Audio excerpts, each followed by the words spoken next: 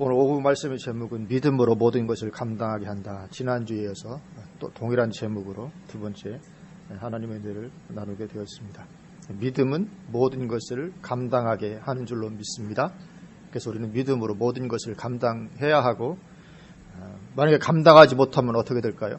그럼 우리가 앞에 봤던 10장 39절처럼 감당하지 못하고 뒤로 물러가면 멸망이다, 그렇게 말씀하죠. 다시 한번 보면 우리는 뒤로 물러가 멸망할 자가 아니요 오직 영혼을 구원함에 이르는 믿음을 가진 자니라. 하여튼 뒤로 물러가면 안 될 줄로 믿습니다. 하여튼 우리는 계속 전진해야 될 줄로 믿습니다.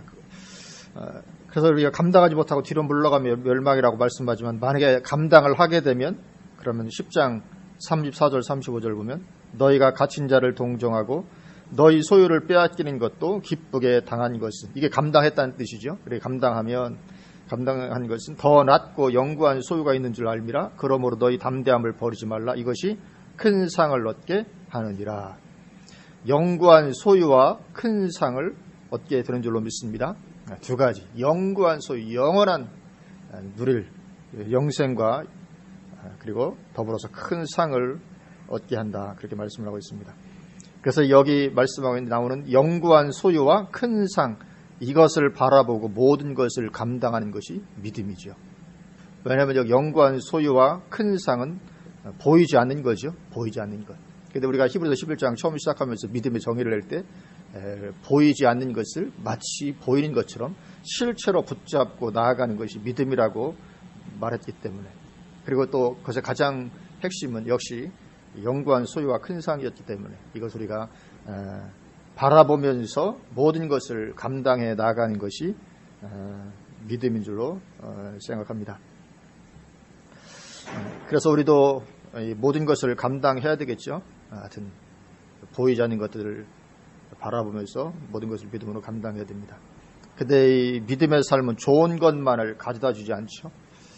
좋은 것만 가져다 주면 좋은데, 믿음으로 승리한 것들, 얻는 것들만 있으면 좋은데 그렇지 아니하고 때로는 감당해야 될 이런 환난과 고통과 어려움도 역시 가져다 줍니다.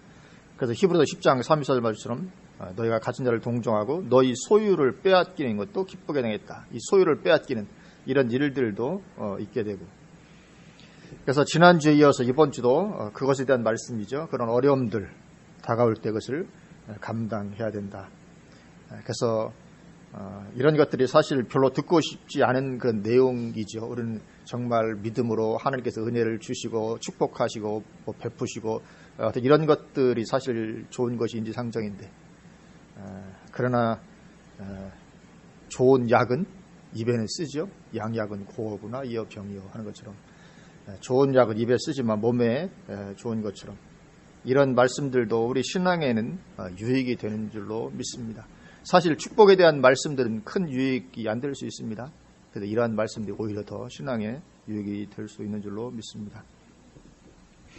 그래서 오늘 본문에서 말씀하고 있는 우리가 감당해야 하는 상황, 첫 번째는 이 돌로 치는 것과, 그렇게 말씀하죠. 37절, 돌로 치는 것과, 이런 돌로 침을 받는 상황을 감당해야 할 수도 있습니다. 원래 이 돌로 친다는 것은 성경에 있는 것이죠. 원래는 이 간음죄나 우상숭배 같은 큰 중죄를 범했을 때는 하나님의 율법에 돌로 쳐서 죽이도록 되어 있었습니다.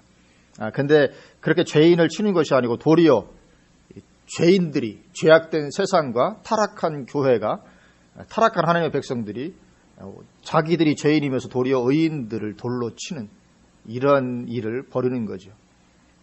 그래서 그러한 일들을 당할 수 있다. 감당해야 될 수 있다. 세상이 나를 돌로 치는 것, 또는 타락한 하나님의 백성들이 나를 돌로 치는 것도 감당해야 할 수 있다. 예를 들면 사도행전에 나오는 스데반, 예수님 증거하다가 타락한 교회에 의해 돌에 맞아 죽었죠. 그런 자들이 많죠. 예를 들면 또 역대하 24장에는 선지자 스가랴가 돌에 맞아 죽었다고 기록을 하고 있습니다.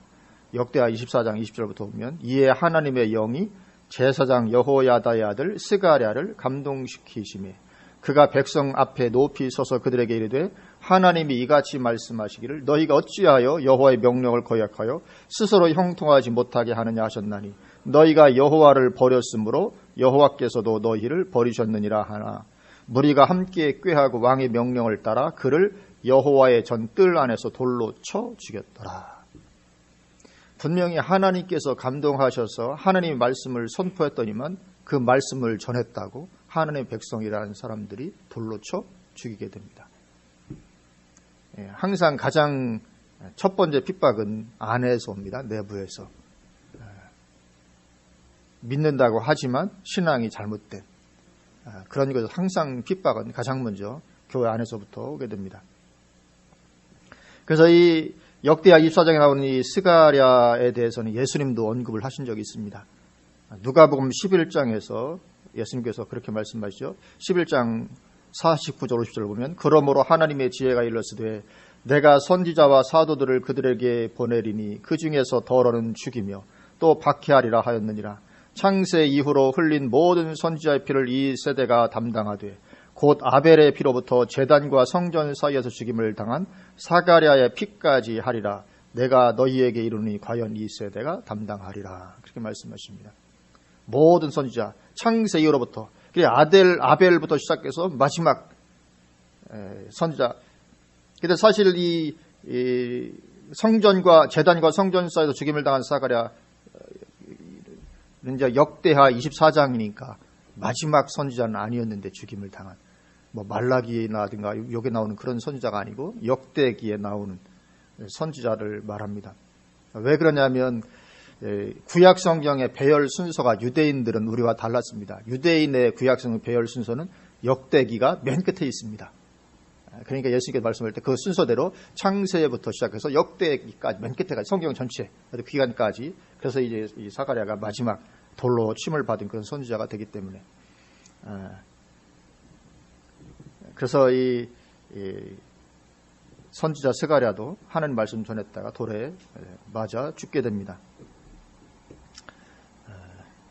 그리고 또 성경에는 예레미야가 어떻게 죽었는지 나오지 않는데 유대인의 전승에 의하면 예레미야가 돌에 맞아 죽었다고 전해오고 있습니다. 애굽에서 이스라엘 백성들 유대인들에게 우상숭배를 책망하다가 유대인들에게 돌에 맞아 죽었다. 그렇게 기록이 되어 있습니다. 참 안타깝죠. 하여튼 뭐 돌로 쳐 죽이는데 다 하나님의 백성들이라고 한 사람들한테 되게 돌로 쳐 죽임을 당하는.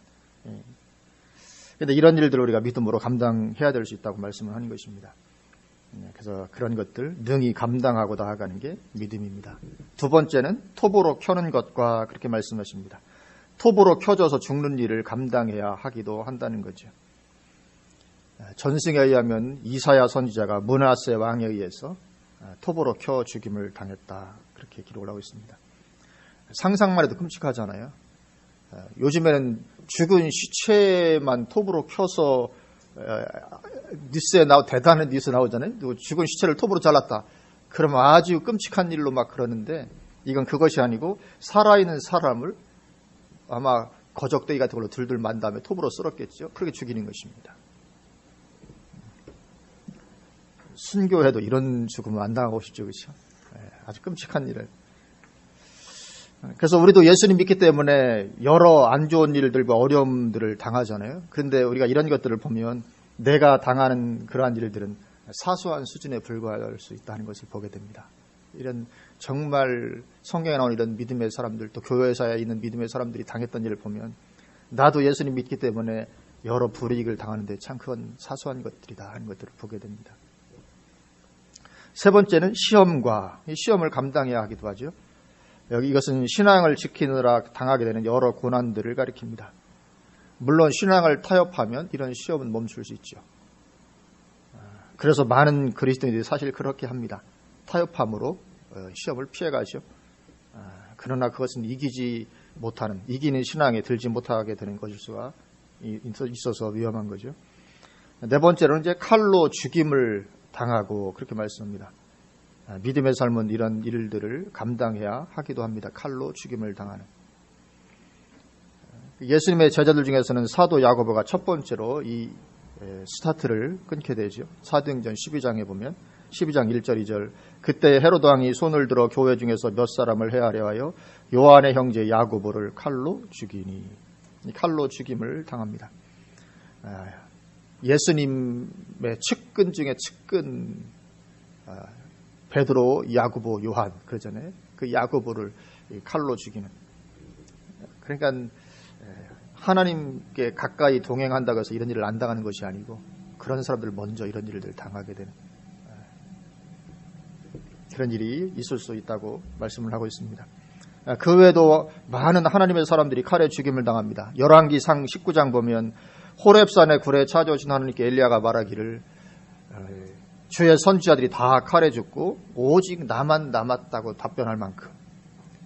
그러니까 그 엘리야는 알았던 거죠. 수많은 선지자들이 아합에 의해서 이세벨에 의해서 이렇게 죽임을 당한 걸 알았기 때문에 다 선지자들이 다 칼에 죽고 오직 나만 남았습니다. 그렇게 말할 만큼 무수한 하나님의 사람들이 칼에 죽임을 당했던 것을 보게 됩니다. 근데 이것이 뭐 이상한 일이 아니다고 말씀하는 거죠. 어쩌면 오늘날에 이슬람권에서 이런 일들이 지금도 많이 벌어지고 있죠. 칼에 죽는. 근데 그것이 특별한 것이 아니고 어떤 우리 믿음의 어떤 한 부분일 수 있다는 거죠. 우리가 감당해야 될. 물론 어떤 사람은 34절처럼 칼날을 피하게 되기도 합니다. 34절 보면 칼날을 피하는, 34절 보면 불의 세력을 멸하기도 하며 칼날을 피하기도 하며, 어떤 사람은 칼날을 피하기도 하는데 어떤 사람은 칼날에 죽기도 합니다. 그러니까 이 칼날을 피하는 것만 믿음 있는 사람인 것이 아니고 칼날에 죽임을 당하는 자리로 나아가기까지 믿음 지키는 것도 믿음 있는 사람이죠. 그래서 칼날에 저 사람은 죽었으니까 믿음이 없는 사람, 뭔가 죄가 있겠지, 그것도 아니고 때로는 죽을 수도 있고 하나님께서 피하게 된 은혜를 허락하실 수도 있고 선교지에 나가서 순교할 수도 있고 피하는 길을 열어주실 수도 있고 하나님께서 뜻대로 역사를 하시는 거죠. 영광이 되면, 순교하는 것이 영광이 되면 순교하도록 하실 것이고 피하는 것이 영광이 되고 하나님 유익이 되면 피하도록 하실 것이고 하나님께서 인도하신 줄로 믿습니다. 그리고 이것은 우리에게도 예외가 아닌 그런 때가 오게 되죠.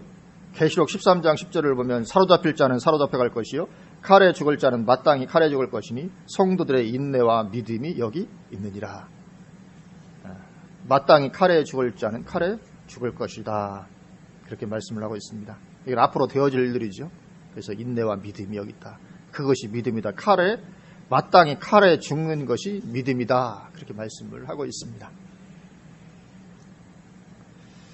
그래서 이런 칼에 죽임을 당한 이런 환란들이 다가오는데 구약 시대와 초대교회 시대를 보면 하나님의 백성이라고 했지만 실제로는 타락한 자들에 의해서 주로 이러한 환란을 당하게 되었죠.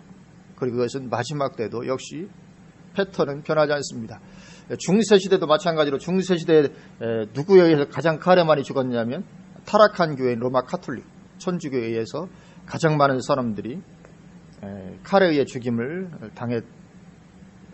당했었듯이 마지막 때에는 음녀가 성도의 피에 취한다 그렇게 되어 있습니다. 음녀. 그래서 이 타락한 교회, 배교한 교회를 통해서 칼에 죽는 일을 당하게 되죠. 이 음녀는 계시록의 음녀는 타락한 교회, 배교한 교회를 상징하기 때문에 그런 타락한 교회, 배교한 교회를 통해서 칼에 죽는 일을 당하게 됩니다. 그래서 그 음녀가 짐승의 등을 타고 적그리스도의 힘을 덧입어서 그러한 일을 자행하게 된다고 말씀을 하고 있습니다.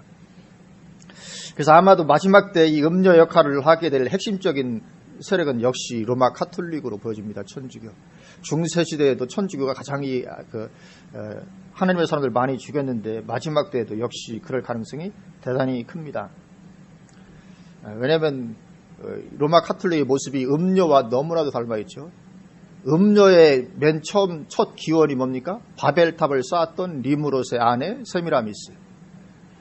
그래서 이 리무롯, 바벨탑을 쌓았던 리무롯, 그래서 마지막 때도 큰 성 바벨론인데 리무롯이 죽자 그 아내였던 세미라미스가 사생아를 낳잖아요. 사생아를 낳으면서 이 사생아가 리무롯이 환생한 사람이다. 그러면서 이제 이 세미라미스가 이 아들과 나중에 또 결혼을 하지요. 그래서 리무롯은 태양신이 되고 그리고 이제 자기가 이제 여신이 되는 거죠. 세미라미스가. 근데 이것이 그 바벨탑 사건 후에 전 세계로 모든 민족이 흩어지잖아요. 흩어지면서 이 여신 숭배 사상도 같이 가지고 다 가버린 거죠. 그래서 이 여신 숭배 사상이 전 세계에 퍼지게 됩니다. 확산되게 됩니다. 그래서 이제 애굽에 가면 애굽은 이시스라는 여신을 섬겼죠. 오시리스와 이시스, 그리고 호루스. 호루스가 이제 말하자면 그 리모르스 안에 있던 세미라면서 낳았던 아들 이름이 담무스인데, 담무스가 이름이 이제 호루스. 그래서 이제 여신은 항상 아기를 안고 있는 상들이 많이 있습니다. 그리고 그 여신 숭배 사상이 가나안 땅에는 아세라상으로, 바알과 아세라. 바알은 리모르스 해당되죠. 바알과 아세라. 그리고 또 아프로디테. 우리가 그 사도행전 보면 에베소 지역에 그 아데미여, 아데미 신전 막 그 웅성웅성하고 하는 것들이 나오죠. 아데미, 아프로디테 그 여신으로. 그리고 이제 그게 그리스 로마 신화에 가서는 비너스로. 비너스가 세미라미스 그 똑같은 겁니다. 이시스. 비너스 여신으로. 그리고 그 사상이 그대로 교회에 들어온 것이 이게 마리아입니다. 마리아와 아기 예수. 그러니까 천주교는 그 음료를 그대로, 그러니까 천주교를 대표하는 것이 지금 마리아잖아요. 기도할 때도 마리아한테 기도하죠. 예수님한테, 하나님한테 기도하지 않고 마리아에게 기도해야 응답이 있다 해서 마리아를 이렇게 기도합니다. 대표성을 가지고 있습니다. 음료의 아주 가장 대표적인 어떤 그런 모습이죠. 그래서 마지막에도 여전히 음료의 세력의 핵심은 천주교가 될 것으로 보여지고, 지금 교황도 아주 나쁜 그런 적입니다. 아주 얼마나 속에서 동성애 가장 옹호하고 있고, 지금 현재 교황이. 그리고 종교 통합을 굉장히 외치고 있고, 성경대로 믿는 신앙을 굉장히 공격하고 있고, 지금 그런 가운데 있습니다. 그런데 겉으로 볼 때는 가장 거룩해 보이고, 얼마나 거룩해, 전 인류 중에서 가장 거룩하게 보이는 사람이 교황이죠.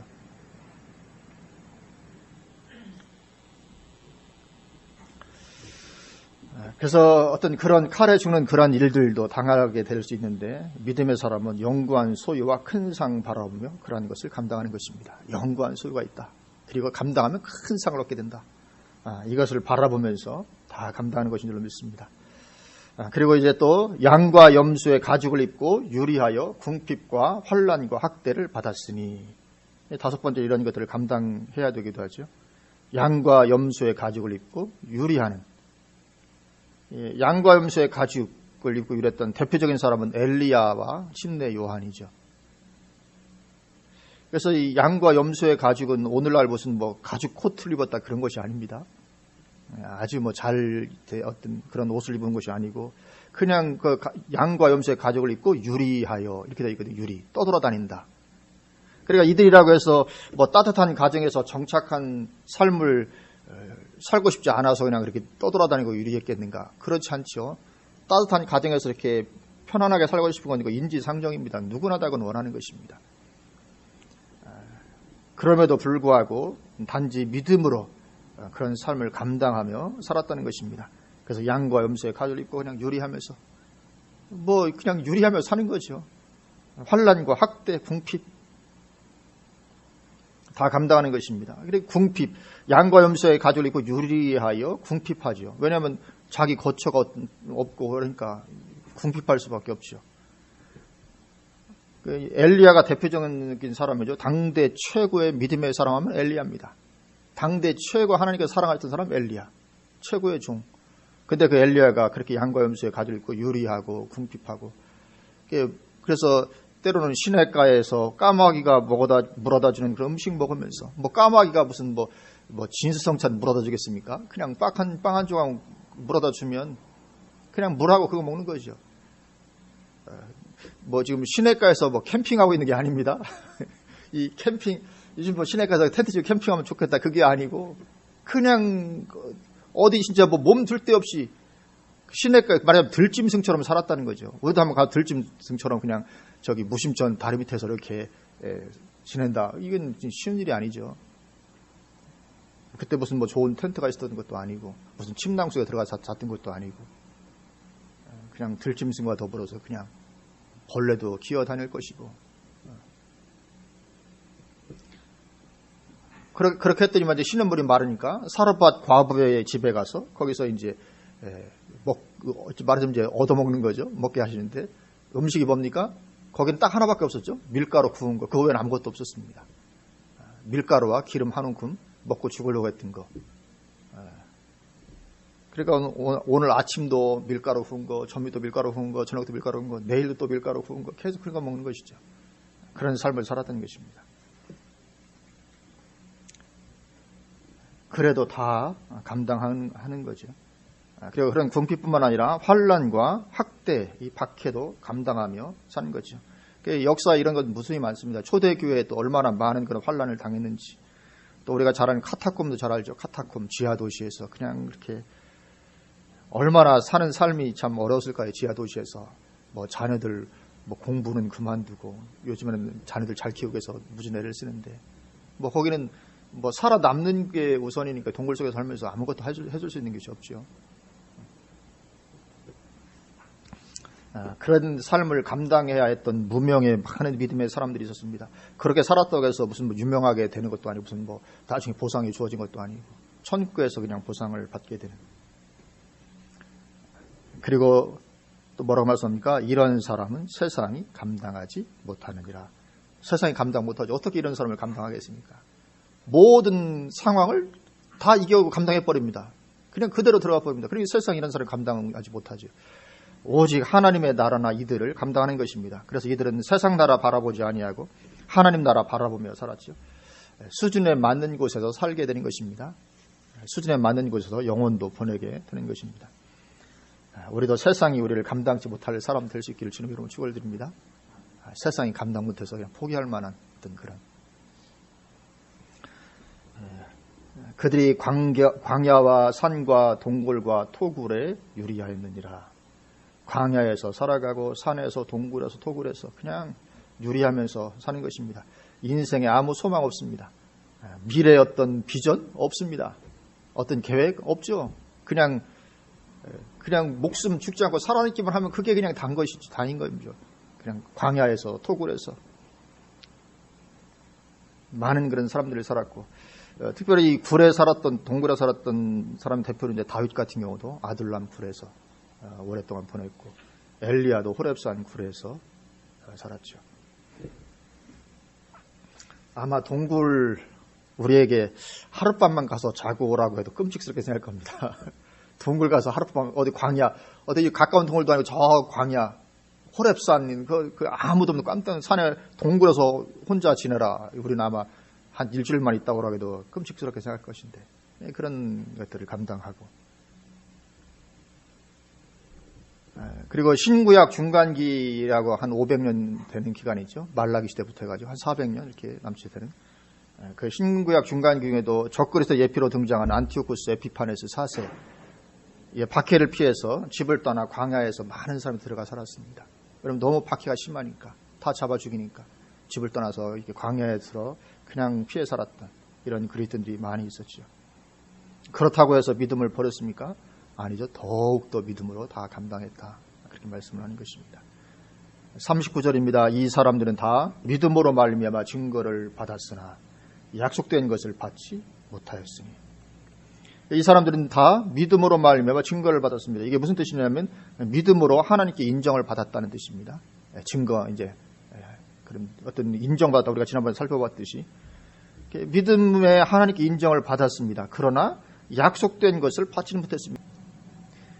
근데 또 이것도 보면 33절이라고 하는 말씀이 조금 다르죠. 33절을 보면 그들은 믿음으로 나라들을 이기기도 하며 의를 행하기도 하며 약속을 받기도 하며 33절은 약속을 받았다고 되어 있습니다. 근데 39절은 약속된 것을 받지 못하였으니 이렇게 말씀을 하고 있습니다.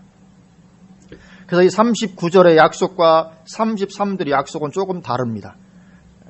여기 39절의 약속은 단수로 되어 있습니다. 단수. 그리고 33절의 약속은 복수로 되어 있습니다. 복수로 되어 있어서 개인적인 축복의 여러 약속들을 가리킵니다. 323절은. 약속에 여러 가지가 있었죠. 개인적으로 축복으로 주어지는 여러 것들을 받아 누렸다는 것이거든요. 반면에 여기 39절의 약속은 단수로서 하나, 영원한 약속 그 하나를 가리키는 것입니다. 무엇이겠습니까? 예수 그리스도로 말미암아 누리게 되어지는 그 영원한 약속, 그것을 말하는 거죠. 그러니까 이 39절 이들은 그것은 받지 못했다는 것입니다. 그것은. 이 약속은 멀리서 바라보고 환영만 했을 뿐 받지는 못했던 거죠. 그런데 우리는 다릅니다. 우리는 이미 받아서 누리고 있습니다. 물론 완전한 것은 이제 새하늘과 새 땅에서 누리게 되지만 우리는 부분적으로 이미 하나님 나라의 도래를 누리고 있는 거죠. 결국 이 약속은 하나님 나라의 도래입니다. 하나님 나라의 도래를 받지 못했다. 39절 그런 말인데, 하나님 나라의 도래는 예수님이 오심으로 말미암아 하나님 나라가 이미 임하기 시작했죠. 그리고 이제 재림 후에는 이제 완전하게 임하게 되는데, 우리는 그 하나님의 나라의 도래를 부분적으로 우리는 이미 누리고 있습니다. 40절 말씀이죠. 40절, 이는 하나님이 우리를 위하여 더 좋은 것을 예비하셨은즉 우리가 아니면 그들로 온전함을 이루지 못하게 하려 하심이라. 이 더 좋은 것, 이것이 예수 그리스도로 말미암은 그 영원한 구원의 축복을 가리킵니다. 근데 그것을 우리가 누리고 있는 거죠. 그렇기 때문에 이제 미래에는 이들과 우리가 같이 그 온전한 축복에 들어가게 되는 것입니다. 우리는만 이제 부분적으로 누리고 미래는 다 같이. 그래서 만약 우리가 누리지 못했더라면 그들도 온전함을 누리지 못하는 거죠. 우리가 이제 이미 하는 나라의 도래를 우리가 받아서 누리고 있고, 그렇기 때문에 이제 나중에 이제 그들과 더불어 같이 이제 누리게 되는 역사가 있는 것입니다. 미래적 축복이죠. 그래서 우리 본성을 우리가 뛰어넘어야 될 줄로 믿습니다. 우리 본성은 우선 먹기에는 곶감이 달다고 당장의 즐거움을 우리는 더 원하죠. 저도 그렇고 우리 다 아마 그렇습니다. 조삼모사처럼 아침에 3개 주고 저녁 때 4개 주는 거 하지 말고 아침에 왜 4개 안 주냐. 이 원숭이 결국은 우리를 인생을 빗대는 거죠. 우리는 당장에 얻는 것을 더 좋아합니다. 천국에서의 미래적 축복은 별로 와닿지 않습니다. 당장의 즐거움을 내놓으라. 우리는 그렇게 소리칩니다. 우리 본성이. 그래서 많은 경우에 많은 목사님들이 거기에 호응하는 설교를 하죠. 왜냐하면 그래 그것이 누이 좋고 매부 좋고. 왜냐하면 다 그걸 원하기 때문에 그걸 전하는 것은 서로 좋은 어떤 그런 것이기 때문에. 그래서 사실은 이제 긍정적이고 축복이 넘치는 어떤 그런 설교를 많이 하게 되는데, 그것이 복음이 아닌 것은 아닙니다. 왜냐하면 복음의 한 부분은 분명히 누르는 게 있죠. 근데 거기에 지나치게 치우칠 때는 문제가 발생할 수 있는 것이죠. 그래서 우리 인생은 짧기 때문에 만약에 우리가 이제 인생을 다 살고 이제 죽음의 문턱, 인생의 황혼역에 서서도 우리가 과연 그렇게 당장의 즐거움을 달라고 소리치고 외칠까? 그렇지 않을 것입니다.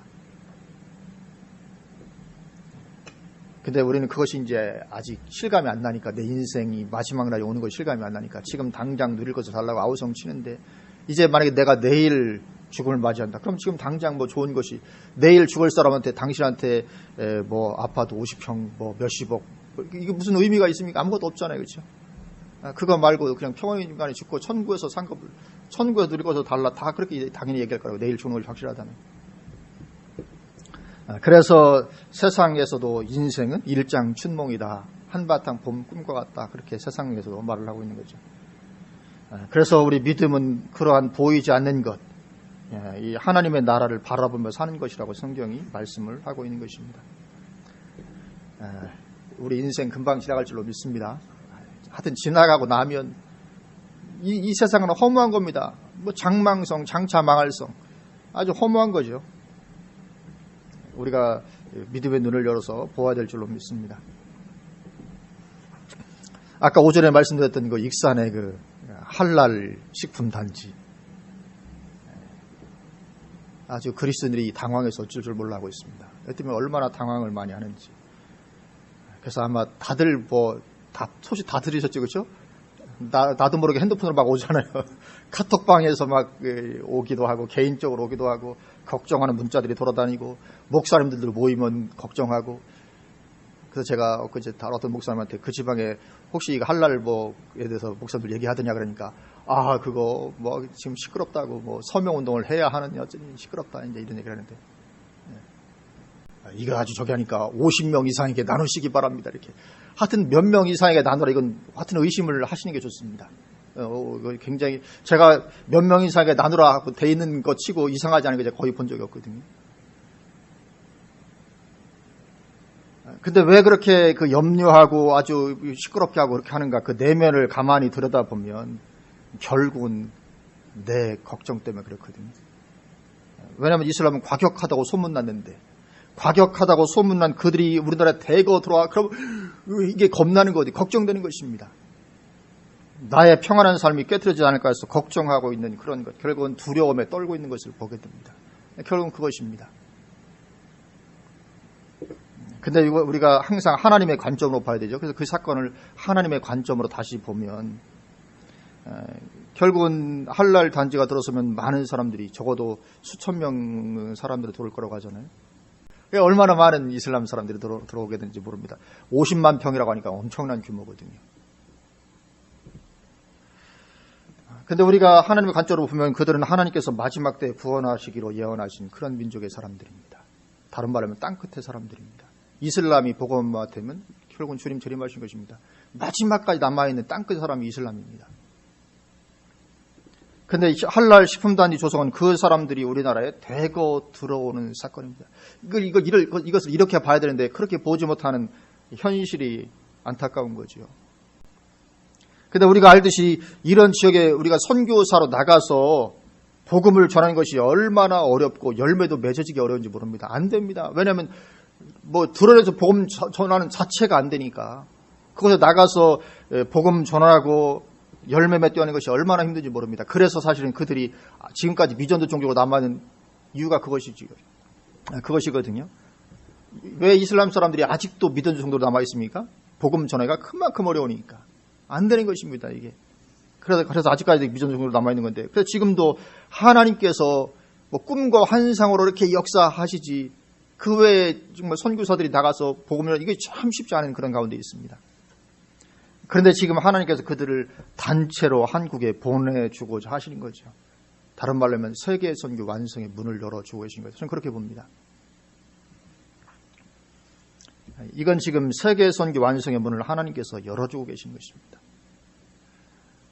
그래서 제가 가만히 이걸 생각하면서 만약에 우리가 이것을 믿음으로 감당하지 않으면 어쩌면 하나님께서 진짜 한국에서 이 촛대를 옮겨버릴 수도 있다. 그런 생각이 듭니다. 이 우리가 믿음으로 감당하기만 하면, 물론 이것이 이제 사탄의 계획일 수도 있죠. 한국 교회를 무너뜨리기 위한 사탄의 어떤 계획일 수 있습니다. 또 이슬람이 전략적으로 한국을 포기 어떤 전진기로 삼는다고 하잖아요. 이 사탄의 어떤 한국을 향한 어떤 계획일 수 있습니다. 그런데 하나님은 뭐라고 하십니까? 저들의 자기 꾀에 빠지게 하시는 분이 하나님이시다. 항상 사탄의 어떤 계획을 가지고 시도를 하면 하나님은 거꾸로 해서 그것 때문에 오히려 사탄이 망하게 하는 이런 일을 우리가 성경을 통해서도 많이 보게 되는 거죠. 그래서 시도는 그들이 그런 악한 의도로 했다 할지라도 결국은 하만이 모르드게를 죽이려고 악한 시도를 했지만 결국 죽임당한 것은 하만 자신이었듯이 하나님이 그렇게 하시는 하나님이시기 때문에 이들의 시도가 어떤 악한 것을 가지고 시도를 했다 할지라도 결국은 자기 꾀에 빠져서 그것이 오히려 하나님의 승리를 가져오고 위대하게 선교를 완성하게 되는 그런 이 계기가 될 수 있는 것이죠. 그래서 제가 이제 답답해서 그렇게 글을 썼는데 뭐라고 썼냐면 진검승부가 펼쳐지겠군요. 어느 신이 참 신인지, 기독교의 신이 참 신인지, 하나님 이슬람의 알라가 참 신인지, 제가 그렇게 썼는데 진짜 진검승부가 펼쳐지는 것입니다. 제가 그렇게 보는 근거 중에 하나가 뭐냐면 이 할랄 식품 공장이 익산에 세워져 있다는 것을 보니까 금방 알겠더라고요. 왜냐하면 우리나라에서 복음화율이 가장 높은 도가 어디냐면 전라북도입니다. 가장 복음화율이 높은 도시가 어디냐면 익산입니다. 익산 복음화율이 34%입니다. 그러니까 한국에서 가장 신앙이 뜨거운 익산 바로 거기에 말하자면 복음의 센터 같은 곳에 이 할랄 식품 공장이 세워지는 것입니다. 그래서 하나님께서 만약에 청주나 대전에 세우셨다면 얘기가 달라지는데 이 청주 이런 게 아니고 그 익산은 청주보다 복음화량 2배는 됩니다. 그래서 어떤 이 익산 가장 정말 신앙이 뜨거운 그곳에 하나님께서 지금 이제 할랄 식품단지를 세우시는 것이고 그렇기 때문에 우리가 좀 기도해주고 하면 아마 여기 왔던 사람들 중에서 많은 사람들이 복음 받고 변화되고 예수 믿고 본국으로 돌아가게 될 것이다. 그런 생각을 해보게 됩니다. 그러니까 이게 진검승부죠. 가장 신앙 뜨거운 익산에 이슬람에서도 열심히 다니는 사람들이 이제 들어오는 것이죠. 아마 할랄 식문단지 생기면 이슬람 선교사들 많이 들어올 것입니다. 어떤 거기서 영적 전쟁이. 그러니까 마치 갈멜산의 엘리야처럼 갈멜산상 엘리야가 바알과 사선자 850명 놓고 진검승부를 펼치죠. 그게 바로 진검승부인데. 그래서 이 이슬람이 아무리 대단해도 이 진검승부 펼치면 하나님이 이길 수밖에 없는 것입니다. 이건 아무것도 아닌 거거든요. 그 갈멜산에서 그들은 850명이고 엘리야는 한 명이었는데 한 명 앞에 850명이 아무것도 아닌 것이 되는 거지. 왜냐하면 하나님만이 참신이니까. 그래서 할랄 식품단지가 들어오는 것 자체는 그건 아무것도 아닌 거죠. 그래서 이 식품단지 계획을 철회하도록 서명운동을 벌일 것이 아니고 자꾸 서명운동 벌이자고 하는데 그럴 것이 아니고 우리가 어떻게 반응해야 되겠습니까? 이게 웬 떡이냐. 이래야 되는 거거든요. 이게 웬 떡이냐. 마치 그 12 정탐꾼 보낼 때 10명의 정탐꾼은 두려워했잖아요. 그러나 2명의 여호수아 갈렙은 이게 웬 떡이냐. 그들 우리의 밥이다. 그랬거든요. 이게 웬 떡이냐. 그렇게 여호수아 갈렙의 우리의 밥이다 하고 외쳤던 그런 흥분이 우리가 있어야 되는 것인 줄로 믿습니다. 왜냐하면 이 믿음의 눈으로 보면 정말 그런 거거든요. 이것보다 더 좋은 세계 선교 완성의 기회는 없습니다. 우리나라 들어오면 우리가 마음껏 이렇게 복음을 전해도 전혀 문제될 것이 없거든요. 그리고 마음껏 복음을 전하고 하나님께서 역사만 해주시면 그들이 하다못해 몇 명이라도 예수님 믿고 본국으로 돌아가서 뭐 이디오피아 내시 한 명이 복음받고 돌아갈 때 엄청난 역사가 일어났듯이 얼마든지 그런 일이 일어날 수 있는 것이거든요. 왜냐하면 그 나라에서 이슬람에 열심히 있다는 사람이 와서 복음을 배워서 돌아간다. 그 영향력이라는 게 있기 때문에. 그래서 우리는 하나님 앞에 그들을 이곳에 보내주심에 감사해서 기도하고 어떻게 우리가 복음으로 저들을 섬길까 흥분해서 전략을 나누고 중보기도 모임을 만들고 해야 되는 거죠. 저는 기도가 되더라고요. 그래서 저는 이제 요즘에 매일 기도하고 있거든요. 할랄 식품단지 주장님 거기 들어오는 사람들 복음 받게 하시고 복음으로 변화해서 본국으로 돌아갈 수 있도록 뭐 기도가 저절로 위해서 나와서 계속 기도하고 있는데 그래서 우리는 현실적인 피해를 당할까 두려워하지 말아야 됩니다. 보면 다 두려움이거든요. 그들 대단하대요. 뭐 여자들 이렇게 하고 뭐 저렇게 하고 그러니까 우리나라가 지금 큰 힘이 될 거예요. 어떻게 해요? 막 이것은 어떤 그 염려와 걱정이거든요. 마치 그 12 정탐꾼께서 10 정탐꾼처럼 그들은 거대한 안악자손들입니다. 그러니까 우리가 들려오는 이슬람에 너무 겁을 먹어가지고 안악자손처럼 이슬람이 보이거든요. 그래서 우리나라에 그들 들어오면 야 우리도 큰일인데. 그러면서 또 어떤 사람들 영국을 예로 들기도 합니다. 영국을 봐라. 이슬람 엄청나지 않냐. 근데 뭔가 좀 오해를 하고 있어요. 영국이 이슬람이 급증해서 기독교가 쇠퇴하게 된 것이 아니거든요. 영국 기독교가 쇠퇴하는데 이슬람이 한 역할은 아무것도 없습니다. 이슬람이 많이 들어와서 영국 기독교가 쇠퇴한 것이 아니고 영국 기독교가 쇠퇴하니까 자유주의 신학 영향과 세속주의 때문에 그 기독교 신앙이 쇠퇴하는 그 빈 자리를 이슬람이 들어와 채운 겁니다. 이슬람이 들어와서 아무 기독교에 해를 끼친 게 없습니다. 그래서 이슬람 사람들이 들어오는 것은 절대로 기독교를 약화시키지 못하고 오히려 우리 신앙을 더 깨워줄 수는 있습니다. 우리가 뭐 저는 정확한 건 모르지만 흔히 그 화로회 운반할 때 어떤 놈들은 이렇게 어떤 어종들은 육지로 멀리 가면 중간에 죽는다고 하잖아요. 죽지 않도록 하기 위해서 포식자 물고기를 좀 집어넣으면 이리저리 도망다니고 하다 보면서 오히려 살아남는다. 이런 얘기가 있는 것처럼. 물론 몇 마리는 잡혀먹을 수가 있겠죠. 근데 포식자 한두 마리가 전부 다 잡아먹는 건 불가능하거든요. 한두 마리 잡혀먹더라도 일단 넣어놓으면 그들 때문에 긴장하고 있다가 나머지도 산다. 마찬가지로 이슬람이 우리나라에 들어오는 것은 그런 긍정적 역할, 우리 신앙을 깨어나도록 하는 긍정적 역할은 할 수 있을지 몰라도 기독교를 그들이 전혀 무너뜨리는 것은 하지 못합니다. 그래서 익산의 이 할랄 식품단지는 우리가 정말 두 손 들고 환영해야 되는 것입니다. 이야 세상에 내가 가려고 했더니만 여기도 보내주시다니 이런 기회가 없는 거거든요. 근데 이걸 가지고 세워지 못하다고 지금 기독교 교회 전체가 지금 뭐 서명운동을 하고 세워지지 않도록 하자 하는데 하나님 입장에서 볼 때는 열 정탐꾼처럼 보일 수 있는 거거든요. 아마 철회는 안 될 겁니다. 대통령이 직접 이렇게 하고 있는 거기 때문에 이 계획이 다시 취소하기는 어려울 겁니다. 모르죠. 이제 어쨌든 이슬람에 대한 반감이 너무 커지면 철회도 할 수 있을 모르겠지만 지금으로서는 어려운 상황인데, 세워지게 되면 우리가 기도해서 내가 직접 하여튼 그들을 섬기고 감당하는 것은 우리가 하는 것이 아니고 익산에 있는 기독교인들이 하는 것입니다. 우리는 기도해 주는 거죠. 그래서 우리가 직접 익산까지 가서 할 건 아니고 하나님께 익산에 세우셨기 때문에 우리가 기도해 주면 거기에서 자연스럽게 익산에 있는 그리스도인들과 접촉을 할 수밖에 없죠. 그들이 어쩔 수 없이. 그러다 보면 하나님께서 우리의 기도를 들으시고 역사에 줄 수 있다. 그럼 우리는 나가지 않고도 세계 선교 완성의 어떤 일익을 감당하는 그런 은혜를 누릴 수도 있는 줄로 믿습니다. 이제 히브리서 11장을 오랫동안에 걸쳐서 이제 다 마쳤습니다. 믿음장이라고 일컬어진 믿음 11장인데, 우리가 이 히브리서 11장을 마치면서 영적인 눈을 크게 열고 보이지 않는 세계를 늘 보고 인식하며 우리가 살아야 될 줄로 믿습니다. 그래서 그걸 바라보면서 믿음으로 모든 것 감당하는 것입니다. 그래서 우리가 히브리서 11장을 이어가는 그런 믿음의 삶으로 우리가 충만하게 되시기를 주님의 이름으로 축원을 드립니다. 아멘. 기도하시겠습니다.